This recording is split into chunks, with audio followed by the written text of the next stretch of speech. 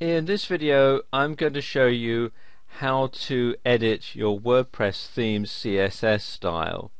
Now there are thousands upon thousands of themes for WordPress available online, and I'm sure you'll find one that sort of fits your needs, but no matter how hard you try, I'm sure you'll find that whatever theme that you decide to choose for your blog, there's going to be something about it that you might like to change. You might like to change, say, the typeface, or you might like to change the picture that's on there, or some of the layout and so on. And if there is something about your WordPress theme that you'd like to change, this is how you do it. What you have to do first of all is to make some changes to the permissions of the CSS page, the CSS style sheet, so that you can alter it. And you do this either by using an FTP software package like FileZilla, or you can use the file manager settings on your control panel, either on cPanel or, as in this particular site, it uses extended control panel. And you need to look for where the theme that you are going to edit is stored on your server. And in this particular one, it's in public HTML blog, WP-content themes, and then the theme that I'm going to edit, which is 2010. And you want to scroll down until you find a page that is called style.css. Now, depending on the theme that you have, because all themes are slightly different, this particular file might be called something else, but it will end in .css. You'll see there's lots of different files that make up a WordPress theme. And you need to change the permissions to make it editable. So what you have to do on this particular file manager that I'm using is you right click and then come down to where it says chmod.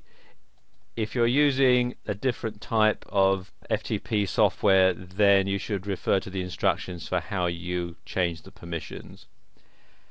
And you want to change the permissions to 777.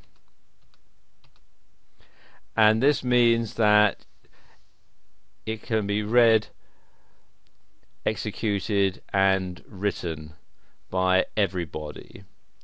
Some shared hosting packages won't allow you to change your permissions to 777, in which case you should contact the administrator and ask him or her which permission set you can use to do this. I've got it set to 777, so I'm going to click on Save. And there you go, you can see that is now changed to 777. Okay, so I'm coming back now to the dashboard, and we're coming down to Appearance, Themes. I've got the current theme selected, and then I come down here to Editor and click on that link there.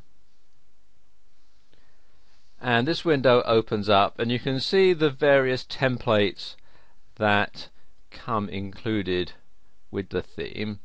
Make sure that the theme that you're going to edit is the right one, and you can choose them from a drop down menu, but we're going to keep it here on 2010. Okay, first thing, very important, you need to save this, because once you've committed yourself to changing it, that's it, you can't undo it. But if you already have it saved somewhere else, you can simply restore it back to the way it was, back to the default setting.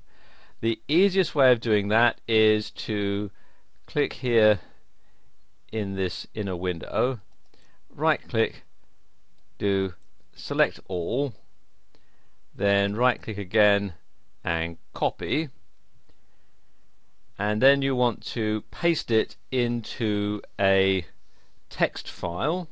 So let's just open up the text editor,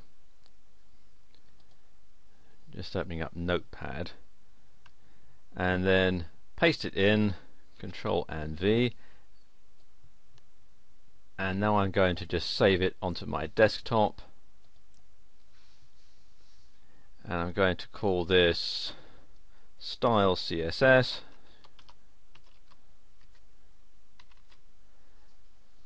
and then just save that. Okay, that's saved now, and I can close that down. Alright, this is the CSS style sheet. If you're familiar with CSS, it should be quite easy to follow.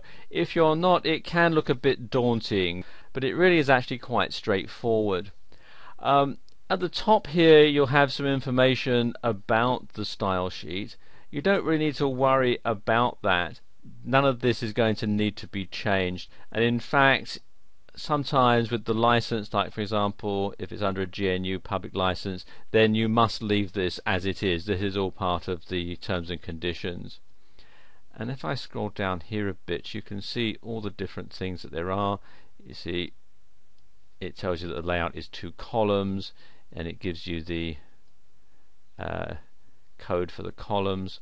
You've got the sidebars or not, and again it gives you the whole lot of things here, like the width of the sidebar. Here you've got 900 pixels, and if we go a bit further down, it has things like the font sizes and weights, etc.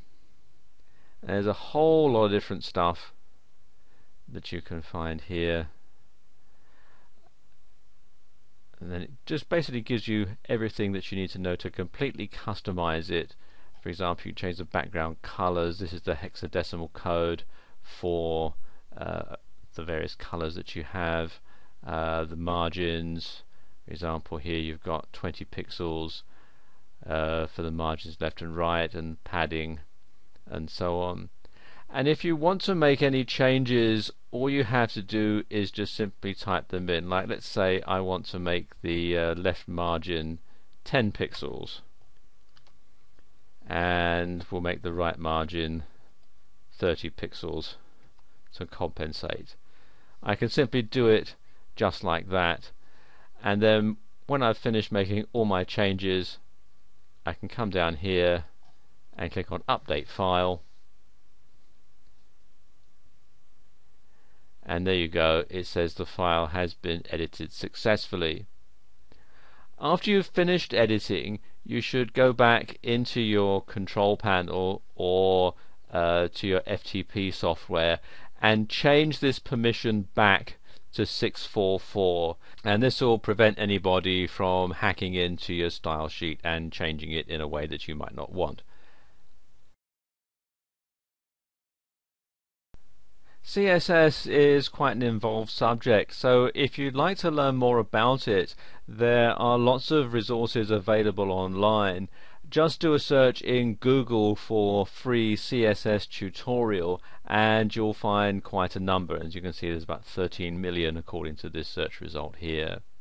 There are some that you have to pay for, but there are, as you can see here, quite a lot that you can get for free.